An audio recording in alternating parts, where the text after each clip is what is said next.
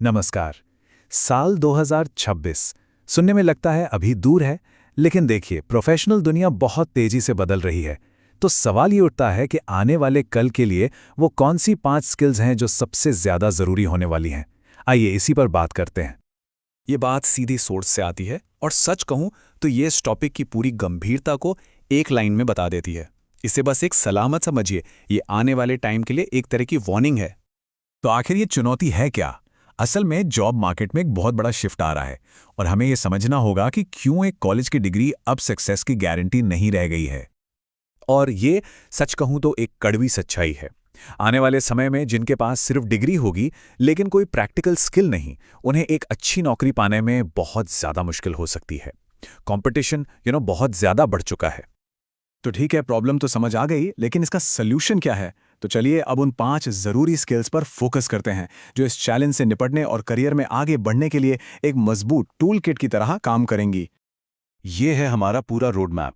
Programming, AI tools का इस्तेमाल, अच्छे कम्युनिकेशन, प्रॉब्लम को सॉल्व करने की काबिलियत और एक स्ट्रॉन्ग ऑनलाइन पहचान। चलो अब एक एक करके इन सब को डिटेल में समझते हैं। तो सबसे पहली और शायद सबसे ज़रूरी स्किल है प्रोग्रामिंग। और नहीं, प्लीज़ ये मत सोचिए कि ये सिर्फ कंप्यूटर साइंस स्टूडेंट्स के लिए है। आज के ज़माने में इसे एक नई लिटरेसी, मतलब एक नई तरह की साक्षरता माना जा रहा है। जैसे पढ़ना लिखना ज़रूरी है, वैसे ही टेक्नोलॉजी की भाषा समझना भी ज़रूरी हो गया है। और ये जो बात यहाँ कही गई है ना, ये बहुत इंटरेस्टिंग है। कोई चाहे मार्केटिंग में हो, फाइनेंस में हो या फिर आर्ट्स में ही क्यों ना हो, डेटा को समझने और चीज़ों को ऑटोमेट करने के लिए कोडिंग के जो बेसिक प्रिंसिपल्स हैं वो हर जगह काम आ रहे हैं। दूसरी स्किल है एआई टूल्स का इस्तेमाल करना।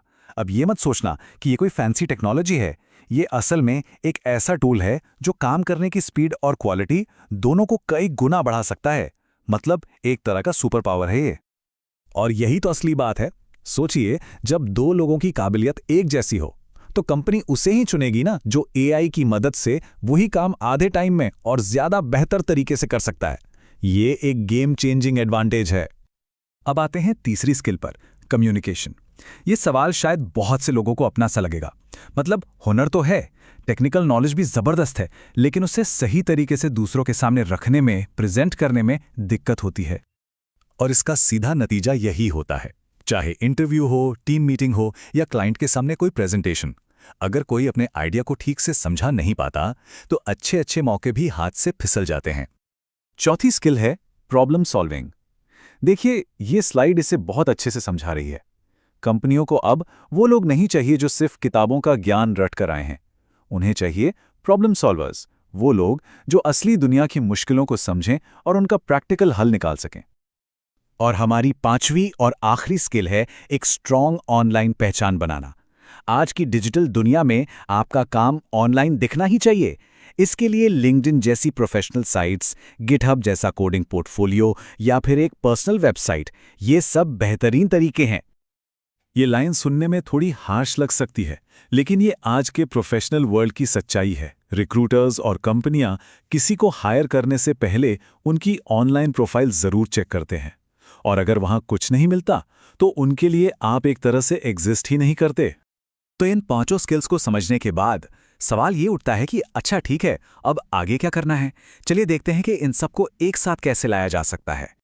यहाँ पे जो सबसे ज़रूरी बात है ना, वो ये है कि कोई एक अकेली स्किल काफ़ी नहीं है।